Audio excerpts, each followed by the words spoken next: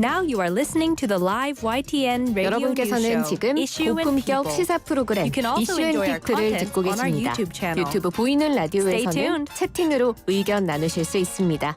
FM 94.5MHz 채널 고정해 주세요.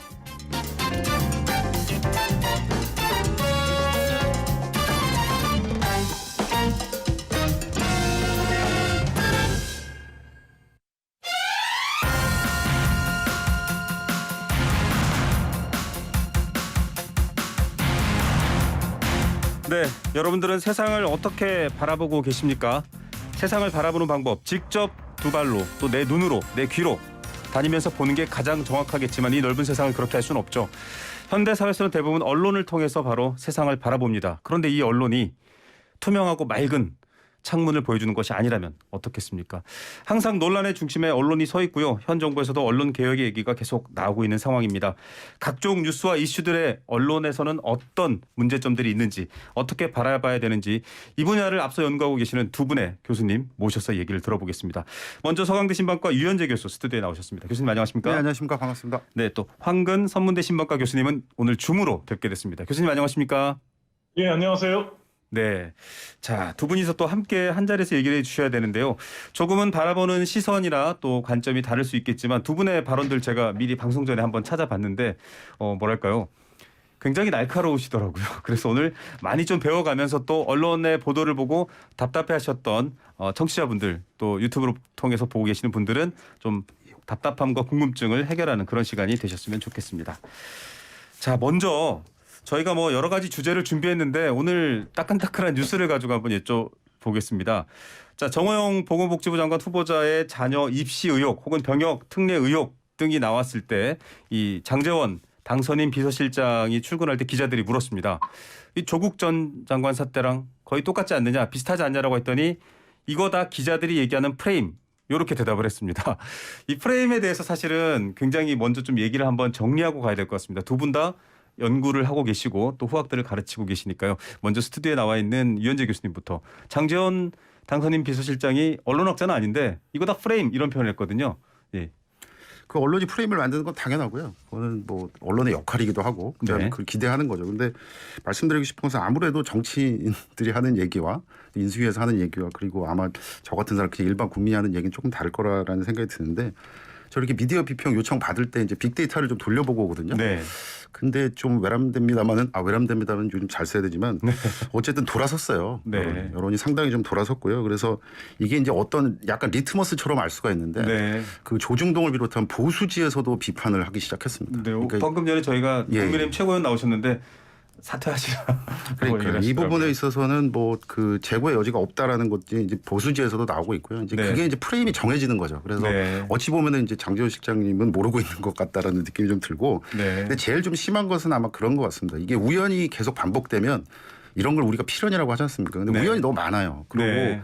물론 이제 그분이 계속해서 적법하다 그다음에 이제 청문회 때 밝히겠다 이렇게 말은 합니다만은 이미 국민정서법에는 또 이렇게 위배가 되고요. 우연에 대해서 몇 가지만 좀 말씀드리면 첫 번째는 갑자기 경북 지역 졸업자 대상으로 해가지고 전형이 생기죠. 예. 그것도 우연이에요. 특별 전형이 갑자기 특별 전형이 생겼다. 생기죠. 그리고 또 하나 우연이 뭐냐면 그 해 그 합격한 학생들이 있을 거 아닙니까? 근데 네. 그 전형에 의해서 경북 지역 고등학교를 졸업한 학생이 딱 한 명 있는데 네. 그분이 후보자 아들이에요. 예. 그리고 2016년, 2017년 이렇게 돼서도 계속해서 이제 그 자녀들이 또 입학하고요. 네. 그런 것들이 계속 우연히 겹치거든요. 네. 그런 부분들을 좀 말씀드리고 싶습니다. 황근 교수님께서 줌으로 함께하고 계신데요. 교수님 어떻게 보십니까? 오늘 당선인 비서실장이 프레임이라는 표현도 했고 언론이 지금 이 사안을 다루는 방식 같은 것들 어떻게 평가하십니까?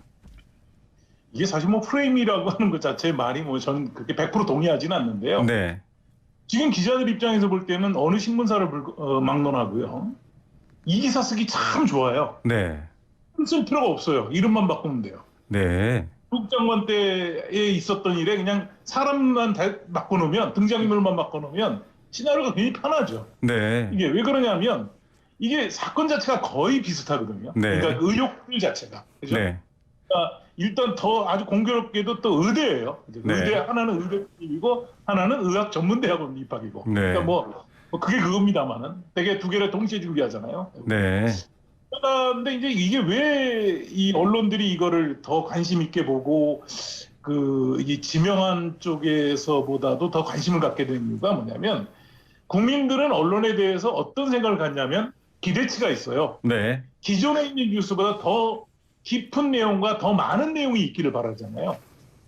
그런 의미에서는 이 의혹은 굉장히 좋은 소지예요. 왜냐하면 네. 조국 장관 때는 그 당사자가요.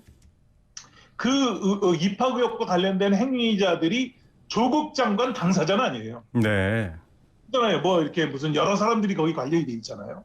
그런데 이게 굉장히 좋은 게 뭐냐면 본인이에요. 장관 본인이 의혹의 그 행위자에 속해요. 이게. 네. 그렇습니까? 아니면 그 사람과 굉장히 가까운 측근들 그렇잖아요. 같은 동료 교수들. 네. 이런 정호영 후보자의 경우는 지금 굉장히 직접성이 더 많은 편이네요. 이렇게 좋은 시나리오가 없어요. 네. 쓰기가 좋은 거죠. 국민들 관심도 없고. 네. 알겠습니다. 그런데 이게 왜 국민들한테 이게 점점 그 보도 자체가 부정적인 뉴스가 많이 나오고 이런 네거티브한 상황이 많아지는 이유가 뭐냐면 이미 이렇게 나온 의혹들이 한국 사회에서 이미 조국 장관 사건 때 많은 사람들이 이미 경험을 했어요. 네. 거기에 대부분 그렇죠. 사실일 가능성이 높다. 예. 우리나라의 권력 알겠습니다. 집단들, 이른바 네. 엘리트 집단들이 가지고 있는 네트워크라든지 그 사람들의 여러 가지 이런 보이지 않는 행태들이 이게 사실인 경우가 많구나라는 걸 네. 이미 학습을 해버렸기 때문에 이 언론이 이런 문제를 가지고 완전히 무시하고 어떤 정치적 성향을 가지고 보도를 달리하기는 굉장히 어렵다는 거죠. 한마디로 씁쓸한 뉴스입니다. 이건. 예. 제가 볼 때. 자, 조국 전 장관 얘기가 다시 소환되고 있습니다. 그런데 그때 당시에 보도량이 어마어마했다라는 것도 비판의 지점이었습니다. 그것과 비교해 봤을 때 또 지금 사안은 어떤가? 물론 이제 나중에 청문회까지 끝나고 결론이 나야 알 수 있는 문제겠습니다만은 교수님 어떻게 생각하실까요? 일단 어제 기자회견 했지 않습니까? 근데 네. 아마 데자뷰를 느낀 아마 국민들이 저 말고도 굉장히 많지 않을까라는 생각입니다. 기자회견을 똑같이 했고 그다음에 의혹을 해소하겠다라고 나왔었는데 그게 이제 큰 그림에서 보면 국민들한테 굉장히 조금 어찌 보면 좀 비참한 어떤 사안이다라는 생각이 좀 들었고요. 네. 그래서 그 부분에서 근데 분명히 다르긴 합니다. 네. 이게 저도 이제 그런 생각이 들었었는데 물론 이제 사법적인 판단을 받았긴 하겠습니다만은 기자회견 한 다음에 제가 기억하기로는 이제 몇 시간 지나지 않아서 이제 압수수색이 시작됐죠. 네. 그리고 그 이후에 이제 한 100군데 이어졌죠. 근데 네. 이 다음에 이제 어떻게 될 것이냐라고 했었는데 물론 제가 듣기로는 이제 그 인수위에서도 그렇고 당순인도 그렇고 뭔가 팩트에 기반하느냐, 그다음에 네. 언론에서 그냥 나온 얘기 아니냐, 그다음에 청문회까지 가겠다 이렇게 얘기를 했는데 이게 이제 아시겠지만 공정과 상식이 네. 물론 인정할 수도 있고 인정하지 않은 분들이 47%가 있었지만 그럼에도 불구하고 브랜드 슬로건처럼 됐어요. 그리고 네. 또 다시 사실 그것 때문에 또 대통령이 됐고요. 네. 그러니까 조금 더 엄격해야 되고 그러는데 상식적으로 보면 아까 이제 교수님 말씀하셨던 것처럼 기자들이 쓰기 쉽다라고 얘기를 하는데 그 부분에 대해서 약간 한 반반 정도 됩니다. 저는 물론 쓰기 쉽지만 중요한 것은 상식이라고 생각해요. 그러니까 네. 상식과 관련돼서 자꾸만 위배된 상황이 나오고 네. 아까도 잠깐 제가 언급했습니다마는 디스크가 걸렸을 때 5번, 6번이라고 그러죠. 근데 그게 네. 이제 그걸 그렇게 굉장히 아픈데도 불구하고 19시간 또 19학점 하고 그다음에 또 40시간 또 이렇게 네. 수업받고 그게 참 쉽지가 않거든요. 그리고 네. 디스크 군대 갔다 오신 분들 다 아시겠습니다마는 디스크 걸리고도 군대 간 사람들 많은데 군대 가지 않을 정도로 디스크가 아프면 정말 좀 아파야 됩니다. 근데 네. 그 부분에 있어서 계속 상식적이고 그리고 어제 보면은 또 기자들이 질문을 했어요. 네네. 오늘도 질문을 했고요. 근데 네. 거기 이제 카메라에 잡힌 거 보면은 기자들한테 제대로 대답을 안 하거든요. 아까 네. 말했다라든가 이런 식으로. 그러니까 기자들이 보기에도 상식이고 국민들이 보기에도 상식이거든요. 그래서 조금씩 무너지고 있지 않느냐. 그리고 잣대도 조금씩 다르다라고 생각하는 것 같아요. 예. 빅데이터에서도 보면 이제 조금씩 부정적인 연관 검색어가 나오기 시작합니다. 네. 정호영, 그다음에 윤석열 당선인 이런 네. 식으로. 이거는 조금씩 무너져가고 있다는 거거든요. 그래서 뭔가 제가 조언을 할 처지는 아닙니다만은 어쨌든 이거 굉장히 심각하게 생각해야 된다라는 생각입니다. 예. 자, 아까 황금 교수님께서도 말씀하셨습니다만 사실은 평범한 많은 국민들한테 아주 휘발성이 큰 불공정, 아까 말씀하신 상식 이런 주제이기 때문에 더 불이 붙고 있는데 어떻습니까? 윤석열 이제 차기 대통령은 지명 철회할 의사는 없어 보인다라고 하고 있고요. 이렇게 계속 이슈가 굴러가게 될 경우에 아무래도 과거 사례와 계속 비교도 될 거고 또 국민들의 어떤 정치적 갈등이나 의견 차이도 커질 것 같고요. 황 교수님은 어떻게 좀 진단하십니까? 그냥 단순히 이번 장관 후보자에 대한 추천 수준으로 생각하시면 안 되는 게요. 네. 우리가 문재인 정부를 굳이 비판적으로 보지 않더라도 네. 문재인 정부의 여러 가지 가장 큰 지금 정권을 내주게 된 사건이 뭐냐면 언론에 대한 엄청난 적대감이었거든요. 그게 컸습니다. 네. 그러니까 뭐 과거에 그런 정부들 그러다 보니까 항상 언론이 권력을 비판하고 정권을 비판하는 거에 대해서 이건 가짜 뉴스다. 이거 거의 달고 살았잖아요. 그죠? 네. 그 문제가 결국 언론에 대한 그 갈등 관계로 유지가 됐고, 물론 언론 때문에 정권이 바뀐 건 아니지만 국민들이 이 정권이 투명하지 않고 견제받으려고 하지 않는다라고 하는 그런 인식을 준 건 사실이에요. 네. 그러니까 독선적인 정권이라는 걸 만들어준 거죠.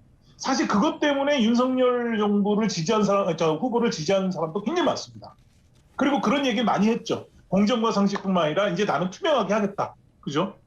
그건 뭐 전에 누구나 다 그렇게 했지만 이번에. 그런데 제가 어제 기자회견을 보고 나온 얘기를 보면 이거는 뭐 이전과 한치도 안 틀리잖아요. 그죠? 네. 뭐냐면 검증 결과, 실체적 결과가 밝혀질 때까지 기다리겠다. 뭐 이런 얘기들이 나오잖아요. 그러면 국민들은 무슨 생각을 하냐면, 이 정권도 이전 정권과 별 차이가 없다. 양비론으로 갈 수도 있겠네요. 그러면 그냥 너무 똑같으니까 기시감을 느낄 정도잖아요. 지금. 네. 그리고 마치 이거는 저는 좀 더 비약해서 설명하자면 국회 청문회 때 하루만 내가 버티면 된다. 죄송하다는 얘기 한 100번만 하면 된다고. 네. 그런 인식을 국민들이 알고 있어요. 그 청문회가 완전히 그냥 요식행위처럼 돼 있잖아요. 지금 네. 미안하다 그러면 하루만 미안하면 되니까. 그러니까 이런 생각을 하니까 만약에 이런 식으로 계속 간다면 이 정권을 지지했던, 그러니까 국민의 한 40몇 프로 되는 48%가 됐던 지지했던 이 사람들도 뭐 차이가 별로 없겠네. 그렇게 생각할 거 아닙니까? 네. 결국 언론관의 문제다. 네. 언론이 잘못 보도하고 있다. 언론이 이걸 과도하게 나오고 있다. 사실이 아닌 걸 하고 있다라고 하는 얘기를 그 당사자인 권력의 주체가 얘기하는 순간 그 권력은 국민으로부터 멀어질 수밖에 없어요. 예. 이거는 제가 볼 때는 자. 근본적으로 이 태도를 변화시켜야 된다고 저는 생각을 합니다. 네. 왜냐하면 윤석열 후보가 당선자가 얘기했던 공정과 상식이라는 게 국민들한테 피부에 와닿죠. 네. 이런 식으로 우리도 언론한테 당하고 있는 거다라고 알겠습니다. 식으로 나가는 건 안 좋다라고 봅니다. 네, 교수님. 이게 공수전환만 됐지 앞서도 기시감 두 교수님들이 지금 똑같은 얘기를 하고 있습니다. 결과적으로 우려되는 거는 국민들이 언론도 신뢰하지 않고 정치인들도 아주 비판적이거나 혹은 비호감으로 바라보게 될 상황이 가장 우려되긴 하는데 좀 근본적인 해결이 필요하다라고 먼저 얘기를 하셨는데 교수님 좀 해결 방안이 필요하지 않을까요? 특히나 검증 보도 같은 경우에는 지금 거의 다 다운표 저널리즘이지 않습니까? 지금 방금 장제원 비서실장의 발언도 그렇고 좀 새로운 방식의 언론의 시각, 성찰, 방식 필요하다고도 보이는데요. 지금 일단 언론 보도가 쏟아지고 있는 것은 기자들이 역할은 하고 있습니다. 네네. 그리고 지금 어제 시점에서 계속 보면 의혹과 관련돼서 물론 어제 경북대학교에서 아마 공식적으로 교육부에 감사를 신청한 걸로 알고 있고 그리고 이제 경북대 학생들조차 지금 움직임이 있다는 얘기는 들었었는데 언론이 조금 더 빨리 가고 있어요. 그리고 교육부 감사보다 훨씬 더 지금 의혹이 밝혀지고 있고요. 그리고 단독으로도 많이 나오고 있고 그래서 그건 걱정할 필요 없고 저는 지금 모든 언론을 다 비판한다기보다는 그리고 제 할 일을 하고 있는 언론들도 분명히 맞습니다. 있고 제가 분명히 아까 교수님 이전 건 말씀하셨습니다만은 지금은 조금 더 기대가 크다라는 말씀 하셨고요. 그러니까 사실 이제 뽑혔다라고 볼 수가 있겠고 근데 조금 걱정되는 것은 이제 그 툭툭 나올 때가 있습니다. 이 언론과는 어떻게 생각하는가에 대해서 그리고 인수위에서도 그렇고 그리고 당선인 본인도 그랬고 근데 그 부분에 있어서 언론에서 나오는 거 그리고 예전에 그 발언들을 이렇게 생각해 보면 메이저 언론 이렇게 말씀하시는 걸 들으면 언론에 대해서 기본적으로 적대감은 있고 그다음에 내가 뭔가 마음대로 할 수 있다라고 생각하기도 하는 것 같아요. 그리고 내가 듣고 싶은 얘기가 나오면 그건 바른 언론이고 그렇지 않으면 바르지 않은 언론이다라는 인식도 있는 것 같고요. 그리고 장제원 그 실장도 그렇게 얘기했다는 걸 들으면 물론 이제 마지막에 가서 법적인 것도 따져봐야 되고 뭐도 따져봐야 되고 그렇게 하겠습니다만은 그 전에 언론에서 나오는 거 보면 그걸 그대로 그냥 받아들이거나 그러지는 않는다고 하더라도 그것과 관련돼서 좀 심층적으로 따져본다거나 그래야 될 것 같습니다. 근데 아시겠지만 뒤에 가서 우리가 좀 얘기할 수도 있겠습니다만은 그 칼럼과 관련돼서도 막 얘기했을 때 기자가 질문했단 말이에요. 근데 그때 어떻게 됐었냐 당선인에게 질문했는데 그런 칼럼이 있었습니까? 그러면 보도 한번 해보시죠. 이렇게 나왔어요. 그러니까 이 언론과 관련돼서 꼼꼼히 따져보고 어떤 부분에 있어서는 정치적인 성향 이런 걸 다 떠나서 내가 인수위 쪽에서도 뭔가 접하고 그다음에 취해야 될 사안이 있는지 이런 것들에 대해서 꼼꼼히 따져보고 그리고 요즘 기계 좋아서 한번 데이터만 긁어보면 뭐 트위터가 어떤지 SNS가 네. 어떤지 사람들 여론이 어떻게 흐르고 있는지 이런 언급량들을 것들 볼 수 있죠. 많습니다. 네. 굉장히 방법이 많거든요. 근데 그런 부분들에 있어서 지금 인수위가 따라가지 못하는 것 같아요. 네. 근데 그런 부분에 있어서 아까 교수님 말씀하셨던 것처럼 그런 계속 어긋나거든요. 네. 그런 기대도 어긋나면 사실 그 국민들의 가장 큰 특권이 뭐겠습니까? 외면할 권리입니다. 네, 외면할 권리. 권리입니다. 무섭습니다. 그게 가장 사실 걱정됩니다. 예. 그 국가의 운명이나 정책을 정하는 중요한 선택을 스스로 놔버리는 경우가 바로 국가의 불행이 될 텐데 맞습니다. 황 교수님 지금 유 교수님께서도 지적해 주셨지만 근본적인 해결을 위해서 물론 잘 하고 있는 언론도 있고 또 여러 가지 방안도 있겠지만 앞서 근본적 해결책이란 얘기를 하셨어요. 좀 구체적으로 더 얘기를 해주시죠. 이게 뭐 이제 약간 이 보도보다도 좀 큰 얘기가 될 것 같긴 한데요. 언론과 권력의 관계라는 건 굉장히 이게 교묘한 관계거든요. 네. 이게 너무 그러니까 정치인들이 가지고 있는 한국의 정치가 뭐 다 그 수준이 어느 정도인지는 뭐 제가 정치학자가 아니어서 모르겠지만 가장 한국 정치인들이 그러니까 발전하지 못한 인식이 바로 이 언론관인 것 같아요. 네. 그러니까 정치 권력은요, 특히 권력을 쥔 사람은 견제를 받을 수 있고 그 견제를 하는 거에 중요한 역할 중에 하나가 언론이라고 하는 것을 인식해야 됩니다. 그게 설사 자기에 대한 비방이고 사실이 아닌 과장이나 왜곡이 있다 하더라도 그걸 견뎌내면서 본인이 자기의 진실과 자기의 정책을 펴나가는 것이 맞고요. 그게 민주주의라고 보거든요. 그래야지 그것이 정치도 발전하고 언론도 발전하는 거거든요. 그런데 우리나라의 경우에는 항상 어떤 생각을 하냐면 집권을 하면 언론을 다 내 편으로 만들고 싶어요. 네. 그리고 또 가까운 언론들만 챙기고 그렇지 않은 언론은 뭔가 문제가 많은 언론으로 완전히 이분법 처리를 하거든요. 과거 다 그래왔어요. 이렇게 해가지고 언론은 절대로 발전할 수가 없어요. 마치 민주주의가 우리 오늘날 같은 이 자유민주주의가 기존의 기득권을 가진 정치 세력에 양보하면서 이 민주주의가 발전해온 것처럼 언론도 권력이 언론을 완전히 장악하지 않으려고 하는 그 내놓는 그 과정이 언론의 자유가 발달해 온 거거든요. 네. 근데 우리나라 이거는 꽉 막혀 있어요. 막혀 있는 게 아니라 21세기 특히 2000년 이후에 들어와서 정치적 갈등이 심화되면서 이념 갈등이 심화되면서 이제는 마치 언론도 그 이념의 도구라는 인식에서 정치인들이 벗어나지 않아요. 네. 벗어나 있어야 되거든요. 예. 사실 오늘 주제는 아닙니다만 지금 언론개혁 얘기가 자꾸 나오고 지금 이미 끝나는 정부에서도 지금 언론 관련 법을 지금 개정하고 나겠다고 할 정도로 갈등이 심하잖아요. 예. 그 이유는 뭐냐면 언론을 자기의 정치적 통제 수단, 언론을 자기의 도구로 생각하는 이런 정치인들의 낡은 관행 때문이거든요. 예, 알겠습니다.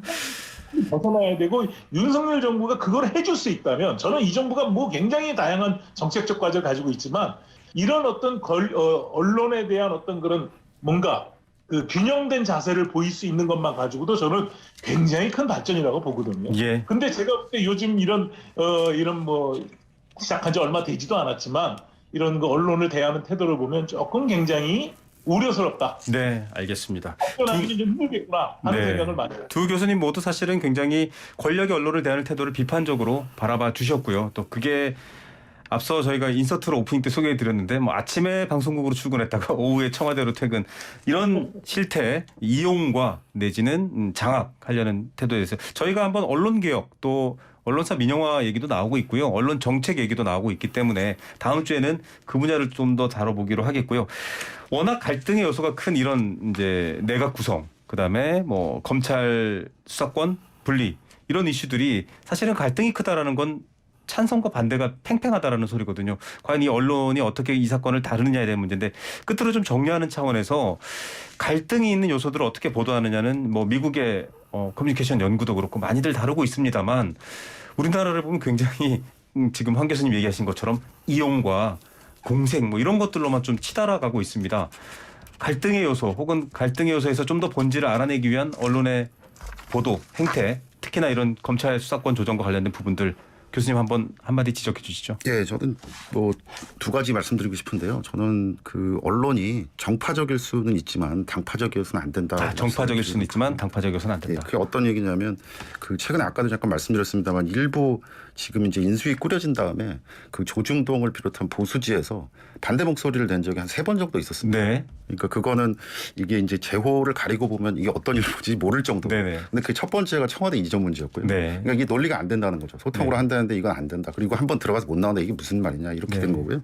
그다음 두 번째가 이제 방금 아까 우리가 지금 얘기한 정호영 후보자와 네. 관련된 거고 세 번째가 이제 한동훈 지명자였어요. 네. 이 세 가지는 언론이 제대로 역할을 했다고 생각을 합니다. 네. 그러니까 그것은 정파적이었기 때문에 국민들한테도 고맙고요. 네. 언론다웠다라고 생각이 듭니다. 근데 당파적이 되면 이건 아까 이제 그 앵커님 말씀하셨던 것처럼 아침에 방송국으로 갔다가 오후에는 청와대에서 응하고 네. 이런 모습들이 보이는 겁니다. 그러니까 그런 모습들은 분명히 지양해야 된다라고 생각을 하고 그리고 정권도 어느 정권이 됐든 간에 그런 생각 감히 안 했으면 좋겠다는 생각이 들고 네. 그리고 또 하나는 국민 편에서 뭘 좀 얘기를 해줬으면 좋겠습니다. 네. 검수완박도 제가 제일 답답한 건 뭐였냐면 검수완박 자체도 경마식으로 보도하고 있어요. 네. 그러니까 누가 어떻게 됐다, 누가 어떻게 맞습니다. 됐다. 그리고 심지어 스포츠 한동훈 경기처럼. 맞습니다. 그리고 한동훈 지명자 같은 경우에는 또 뭐 왜 그 보도가 자꾸만 나오는지 모르겠는데 스카프가 어떻고 그리고 네. 뭐 이렇게 말소리가 어떻고 뭐 이런 얘기들은 정말 언론으로 생각하지 않거든요. 근데 네.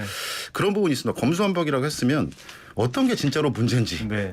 그리고 검찰과 관련돼서 계약이 왜 필요한 건지. 근데 그거에 대해서는 별로 설명하지 않아요. 네. 검수완박이란 말만 있지. 사실 사람들이 지금 바쁘지 않습니까? 이 코로나 때문에. 감정만 네. 그렇습니다. 그러니까 예를 들면 검찰 개혁이 필요하다. 그러면 당장에 그 얘기 해줘야 돼요. 네. 99만 원 세트는 왜 나왔으며 네. 그리고 뭐 아시겠습니다만은 동영상도 우리가 다 나왔잖아요. 그런데도 네. 또 안 나왔고 그리고 그 고발 사주권과 관련돼서도 녹취록이 안 나온 게 아니라 육성이 나왔어요. 네. 육성이 나왔는데 그 검찰 출신 국회의원은 아직도 활동 잘하고 있잖아요. 네. 국민들 입장에서 이해 되겠습니까? 그런 부분에서 좀 이해를 하고 민주당도 마찬가지예요. 지금 5년 동안 계속 시간이 많았었는데 왜 계속해서 그러지 않고 그다음 지금 와서 이렇게 해서 다 이렇게 문제가 좀 크느냐 뭐 이런 부분들을 언론이 조금 심층적으로 보도를 해줬으면 네. 좋겠다라는 국민 입장에서 생각을 해봅니다. 네. 황 교수님 시간이 한 1분 30초 정도 남았는데요.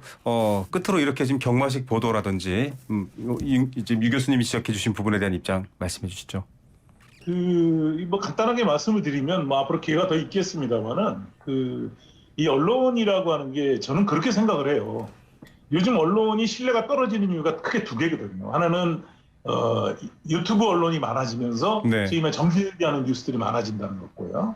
그 경쟁을 하다 보니까 그렇게 되고요. 또 하나는 기존의 언론 자체가 제가 볼 때 기존에 가지고 있던 어떤 그런 어떤 언론 내부의 어떤 게이트키핑의 시스템이 완전히 붕괴되는 느낌이에요. 네. 그런 것들에 대해서 우리가 이제는 한번 좀 이렇게 한숨 떠나서 그러니까 정파적으로만 생각하지 말고 모든 언론사가 그게 얼마로 옳은 것인가 하는 문제를 한번 좀 심각하게 고민해야 될 네. 시기가 된 거예요. 알겠습니다. 그래야지 이것이 정파적으로 안 갈 것 같습니다. 네, 알겠습니다. 오늘 참 시간이 부족하네요. 다음에는 좀 더 세련되게 긴 이야기를 나눴으면 좋겠습니다. 두 교수님 오늘 말씀 감사드립니다. 고맙습니다. 예. 고맙습니다. 고맙습니다.